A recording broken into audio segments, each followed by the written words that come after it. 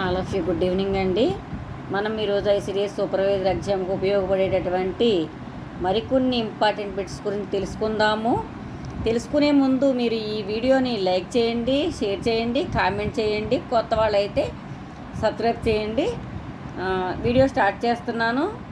నేను important bits మాత్రమే చెప్తున్నాను, నోట్ చేసుకోండి.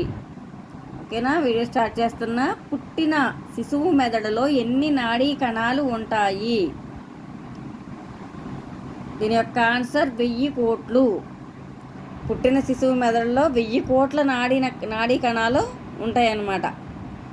ఇది నోట్ చేసుకోండి. నెక్స్ట్ క్వశ్చన్, బుద్ధిమాంద్యత గల పిల్లలు ఏ ఆహారము తీసుకోవాలి?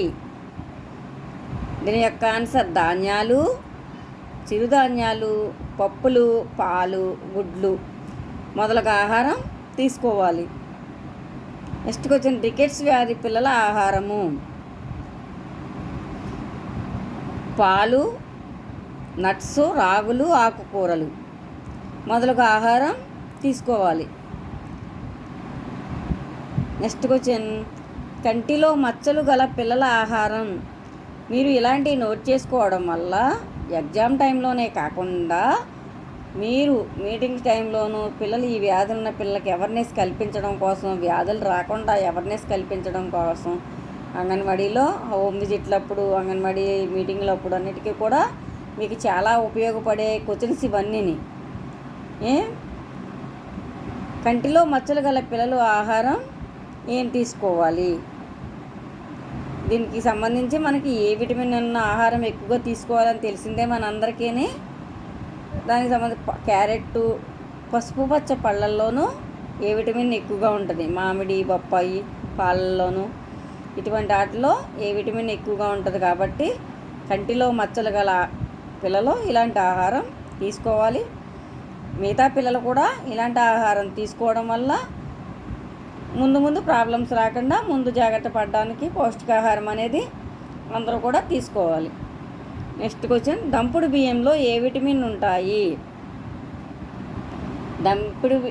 దంపుడు బియ్యంలో ఉండే విటమిన్ థయామిన్ విటమిన్ అనేది దంపుడు బియ్యంలో ఉంటుంది. నెక్స్ట్ క్వశ్చన్, అంగన్వాడీ కేంద్రంలో పౌష్టికాహారం ఎవరికి ఇవ్వాలి? ఎవరికి ఇస్తాం అంగన్వాడీ కేంద్రంలో? మనము 6 నెలల నుంచి 6 సంవత్సరాల పిల్లలందరికీ కూడా పౌష్టికాహారం మన అంగన్వాడీ కేంద్రాల ద్వారా అందుతుంది కదా. 6 నెలల నుంచి 3 సంవత్సరాల పిల్లల వరకు ఇంటికి టీహెచ్ఆర్ ఇస్తాము. 3 నుంచి 6 సంవత్సరాల పిల్లలకి అంగన్వాడీలో వండి పెడతాం. అంటే 6 నెలల నుంచి 6 సంవత్సరాల పిల్లల వరకు కూడా పౌష్టికాహారం అనేది అందుతుంది. అలాగే గర్భిణీ స్త్రీలకు, బాలింతలకు పౌష్టికాహారం అందుతుంది. కాబట్టి దీని యొక్క ఆన్సర్ 6 నెలల నుంచి 6 సంవత్సరాల పిల్లలు, గర్భిణీ స్త్రీలు, బాలింతలు వీరికి అంగన్వాడీ కేంద్రం ద్వారా పౌష్టికాహారం అందుతుంది.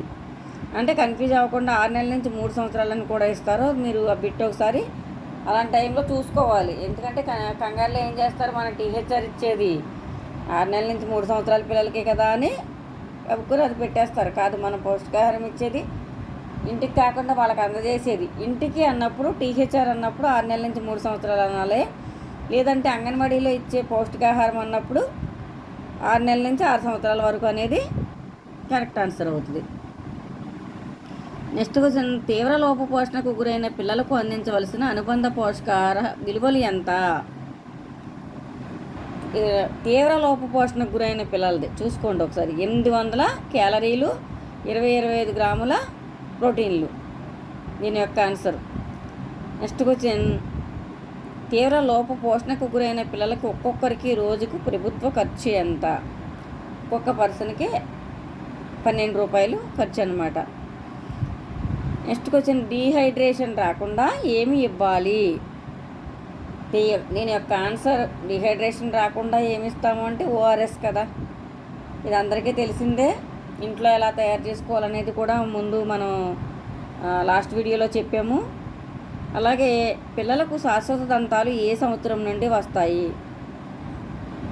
పిల్లలకి శాశ్వత దంతాలు అనేది 4 years పిల్లలకి శాశ్వతంగా దంతాలు వస్తాయన్నమాట.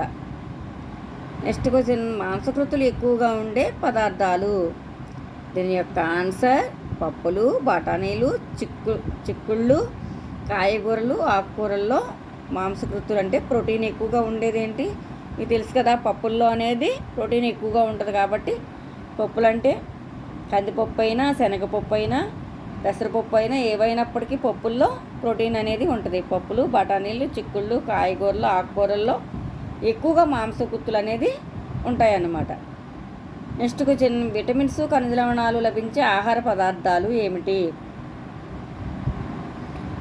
విటమిన్స్ అంటే పసుపచ్చని పండ్లు, ఆకుకూరలు, కూరగాయలు, వీటిల్లో విటమిన్స్, ఖనిజ లవణాలు ఎక్కువగా లభించే ఆహారం. నెక్స్ట్ క్వశ్చన్, అంధత్వం ఏ విటమిన్ లోపం వల్ల వస్తుంది? అంధత్వం అంటే తెలుసు కదా, రేచీకటి, కళ్ళు మసకలు ఇలాంటివి రావడం అనేది ఏ విటమిన్ లోపడం వల్ల వస్తుందని అంటే